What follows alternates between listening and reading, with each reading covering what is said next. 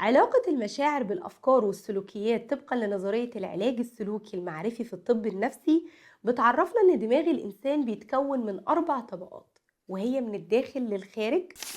المعتقدات، الأفكار، المشاعر، السلوك. يجي موقف أو حدث يحصل للإنسان من البيئة الخارجية، يبدأ الإنسان يفكر في الموقف ده من خلال الطبقات اللي في الدماغ البشرية،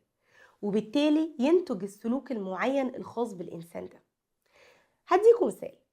أنا عندي قناعة بإن أنا مكروه مثلا بين زمايلي،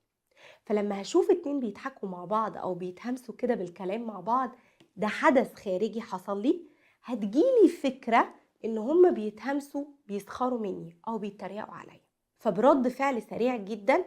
شعوري أو مشاعري هتمتلكني، فهبدأ أغضب أو أحزن، فيخرج مني سلوك عدواني ناحيتهم. يبقى الفكرة هنا إن أنا لازم أعيد النظر في معتقداتي وأفكاري أولا وقبل أي شيء، علشان يوم ما أواجه حدث خارجي أفسره تفسير صح،